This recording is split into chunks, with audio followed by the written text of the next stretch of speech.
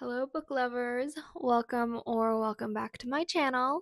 My name is Mar, and for this week's reading vlog, I decided that I'm going to be reading books by my favorite comfort authors. This week, there have been some new releases by my favorite comfort authors, and I ordered some books by some of my favorite authors that I just have not gotten a chance to read yet. So, yeah, without further ado, let's get started with this video.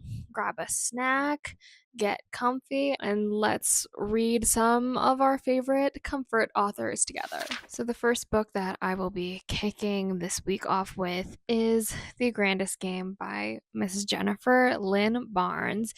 If one thing about me is Jennifer Lynn Barnes is one of my favorite authors. I just love her writing style, and everything is always just so engaging when it comes to reading her books. So, I've obviously read all of the Inheritance Games books and also the Naturals book series, which is one of my favorite series of all time. And I also have some of her other books. This is her latest release. This is a spin off book series to the Inheritance games. So it has all new characters as well as, cameos from like the previous characters in Inheritance games. So you have to read Inheritance games before this book. I'm excited to read it. And also, it took me such a long time to find this book in my city. It was much harder than I expected it to.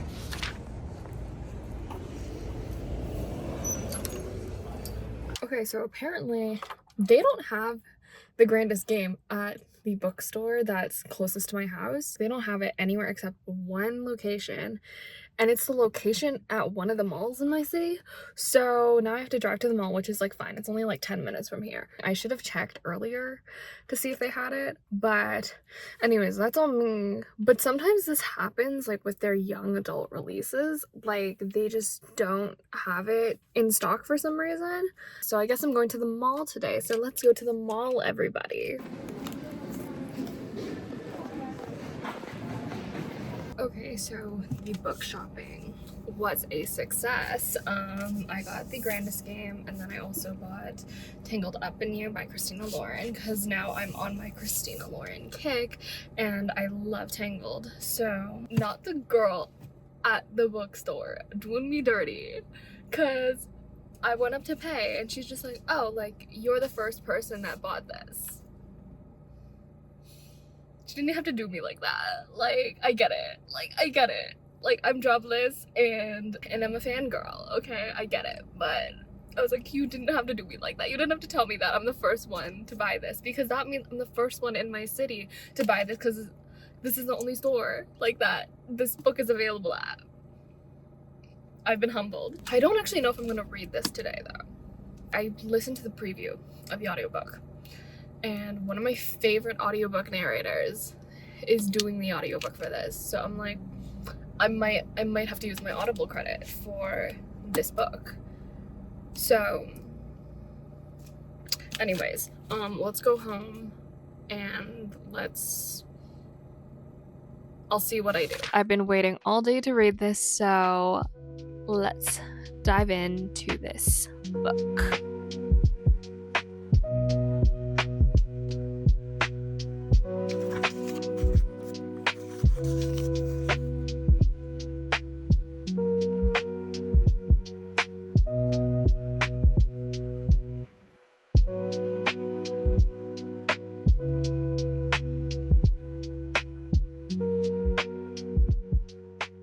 I've made it to about almost halfway into The Grandest Game by Jennifer Lynn Barnes, and for the most part, I've been having like a good time reading this. There have been a lot of cameos of characters from the Inheritance games and all of that, and some of them have like more of a pivotal role than I expected them to in this book, which is really fun. This takes place from the point of views of three characters that are introduced in the book The Brothers Hawthorne. So if you haven't read The Brothers Hawthorne, then you're probably going to be lost reading this book, because you're going to be like, who the hell are all these new characters?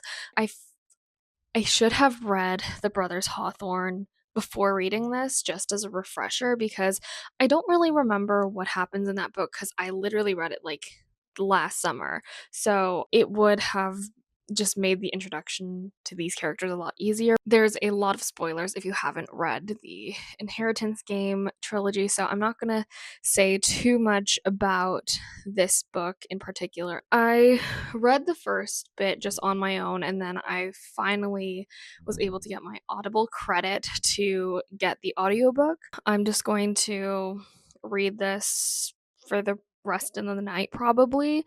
It's a pretty easy book to read. There's like more like swearing in it than I expected from young adult. Let's continue reading.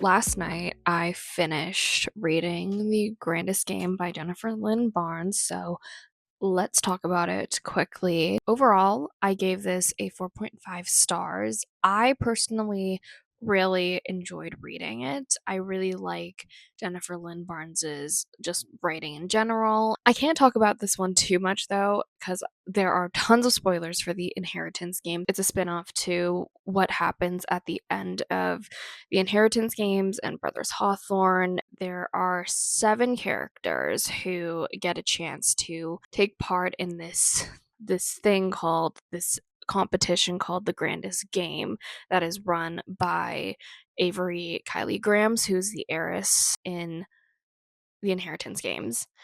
And pretty much this whole book, they're playing this game and they're trying to uncover puzzles that will help them sort of play this game.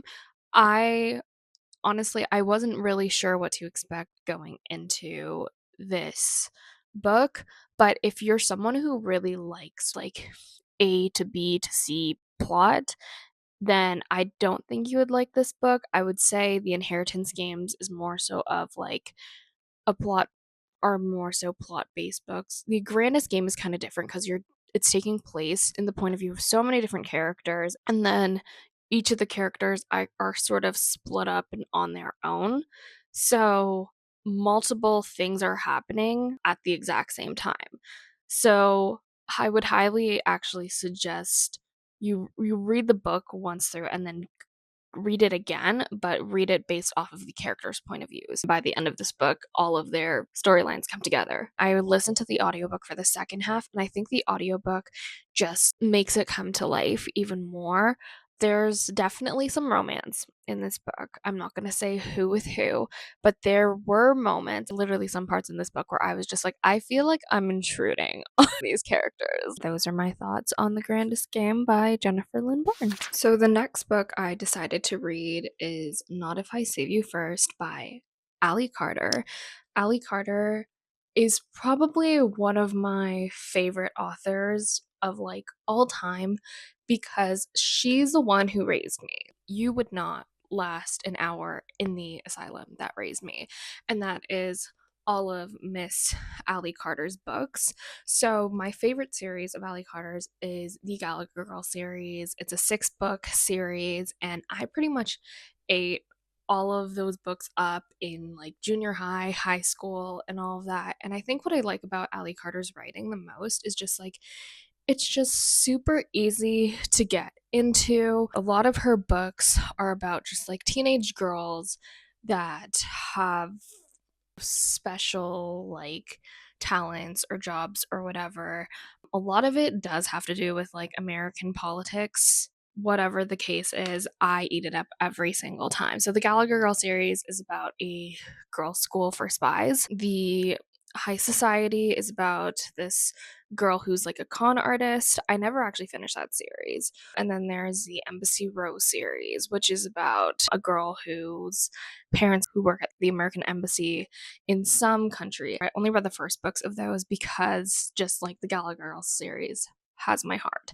Anyway, so Ally Carter came out with a standalone novel, which is called Not If I Save You First, and I didn't even know she came out with this. This book is about this girl named Maddie, whose dad is a Secret Service agent, and because of his job, she is pretty much best friends with the president's son, who is, the same age as her, and so she goes to the White House often, and then some event happens and this event causes Maddie and her dad to be pretty much have to move to Alaska in hiding, sort of thing. And so she doesn't talk to, oh yeah, the president's son's name is Logan. So her and Logan don't talk for like 6 years or whatever. And then something happens and Logan shows up at her doorstep. I've gotten maybe 50 pages into it. It's a really quick read.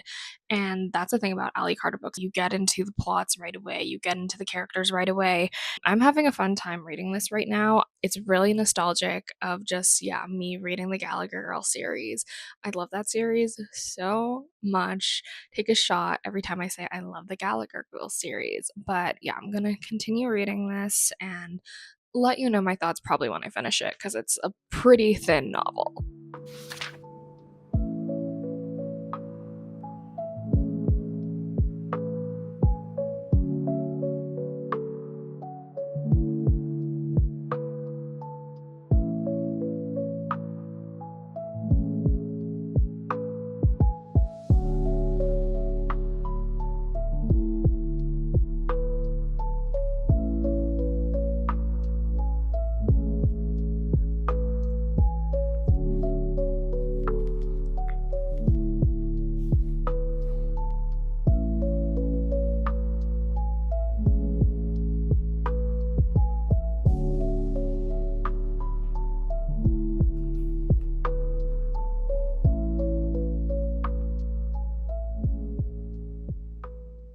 I just finished reading Not If I Save You First by Ally Carter. For my review of this book, I give it 4 stars.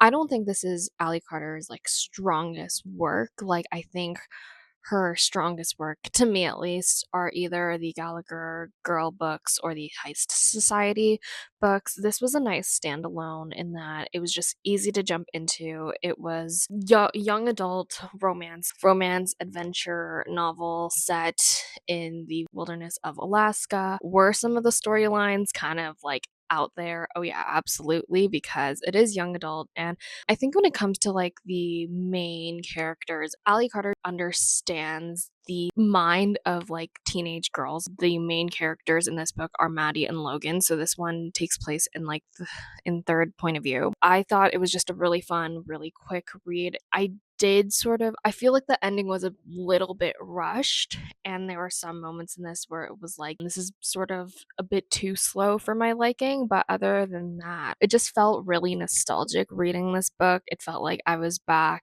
like in junior high reading the Gallagher Girl series. Because it's a standalone, you don't get as much time with the characters. Gallagher Girls is 6 books, so it's like you get time to understand the characters. There's a full plot being, fleshed out within those 6 books. This one, it's like she didn't have that to work with. So it was sort of like everything in a way was a bit rushed and sort of packaged up, really quickly. That is Not If I Save You First by Ally Carter. She's one of my comfort authors. I love reading everything she comes out with. I think the next book I'm going to read is Little White Lies by Miss Jennifer Lynn Barnes. Again, love Jennifer Lynn Barnes. I read The Grandest Game, and I'm just like, I'm on a kick to read another one of her books. So this one is from the Debutante series. Also, fun fact, like I think Ally Carter and Jennifer Lynn Barnes are like really good friends and all that, because at the end of this book, I was just flipping through, they like she has an ad space for Ally Carter books Like, so I was like, oh, that's funny. And then I think in some of her acknowledgments, she does mention Ally Carter, which, like, to me, that makes so much sense because I think they started publishing books around the same time as each other. And also, their writing styles are so similar to each other. I think Ally Carter pushes more to like cheesy romantic comedy set in political settings, I guess, or just like romance comedies, but like sort of with a twist. Jennifer Lynn Barnes, she goes into more mysteries. She likes mystery. She likes it when you're solving puzzles. Inheritance Games, very much Knives Out vibes. The Naturals, very much Criminal Minds vibes. This one, I'm not really sure. I'm not really sure what this one's inspired by, but I'm really excited to read what she has so far. And I know that there's probably going to be a mystery that we are trying to uncover. So, yeah, let's get started.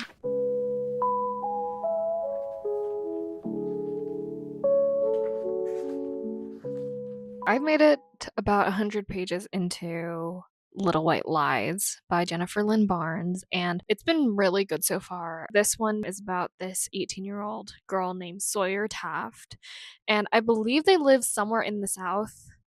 I am not good at the continental USA. I really could not tell you where in the South she is living in, but I know that they talk with Southern accents. It's about 18-year-old Sawyer who gets an unexpected visit from her estranged sort of grandmother, and she gives pretty much Sawyer this opportunity to move in with her if she becomes a debutante, and in exchange, Sawyer will get $50,000 in return. Sawyer pretty much moves in with her grandmother, meets her, family that she's estranged from, and she realizes that, they come from this world that she just doesn't know a lot about. She doesn't really know a lot of their politics, and also along the way she's trying to figure out who her dad is. One thing about Jennifer Lynn Barnes though is that she really likes writing stories about sort of dysfunctional families. A lot of the main characters of her books have mommy and daddy issues, but overall I'm having a good time reading this, so let's continue reading Little White Lies.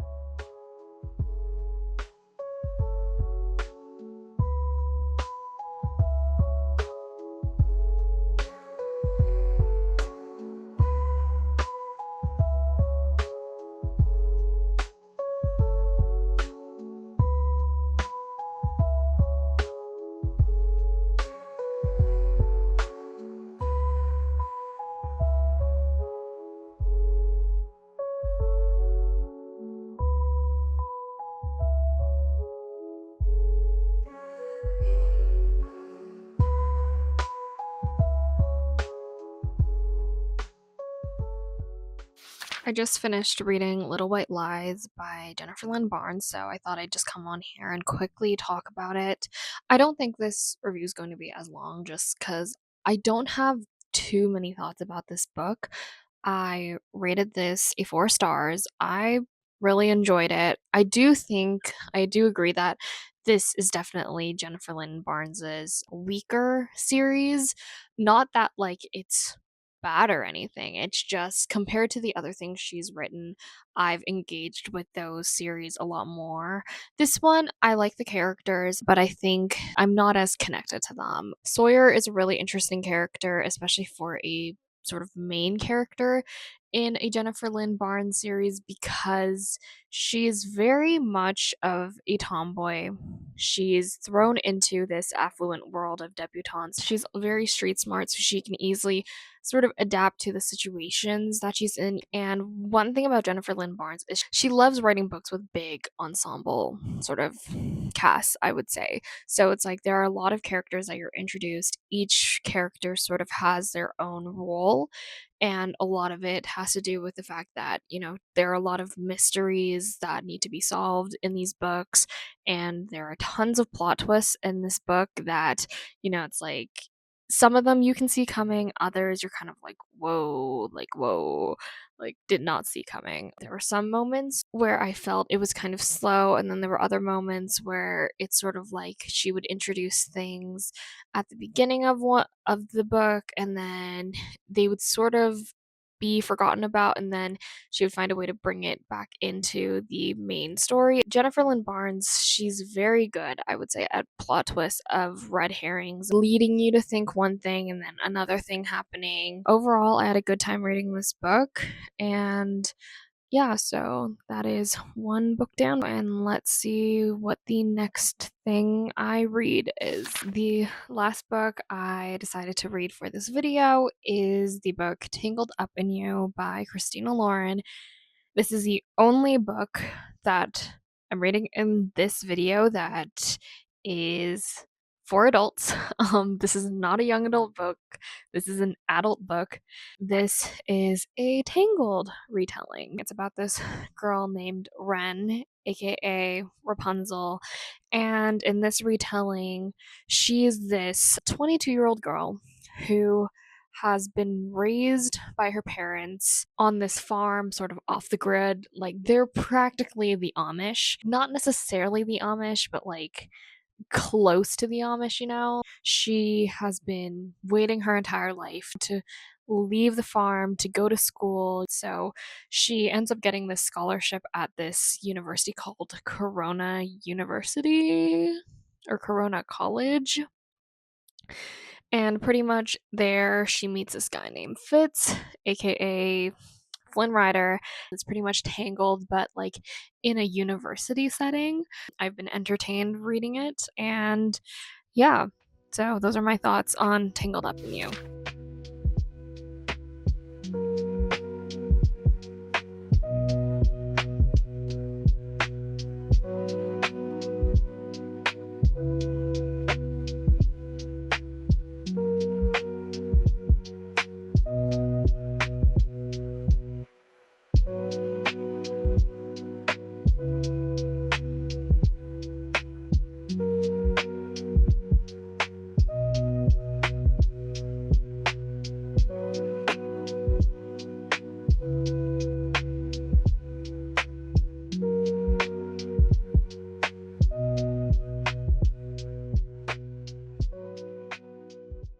I just finished reading Tangled Up in You by Christina Lauren, so I thought I'd do a quick little review on it. Overall, I gave this a 4.25 stars. I personally really enjoyed it, but I don't know, for some reason, it just took me a lot longer to just get into this book compared to like the other books I read in this video, and I just feel like it's mostly due to the fact of me like going from young adult to adult. All the books I read before were young adult. This is an adult book, technically. I definitely wouldn't recommend this to like kids, but it's not that spicy or anything. Like, it's a more of a cute little romance, which is mostly probably due to the fact that it is a Tangled retelling. The story follows the movie fairly closely. I mean, obviously there are some changes here and there and all of that, but for the most part, it follows the plot of the movie very, very closely. It's an adult book, but it's like not super adult, and it's mostly due to the fact that it is Disney property. So nothing too like out there really happens. I love Rapunzel. I love the character of Rapunzel, and I think with Disney, you know, her very much her innocence and like childlike wonder and all of that works because it's Disney, and you know, it's a bit easier to suspend disbelief, where it's like with this one, you know, it's like she's a 22-year-old who goes to college finally, and she's been pretty much locked up in a farm for most of her life. She's never experienced being with kids her own age. She's never experienced the outside world and all of that.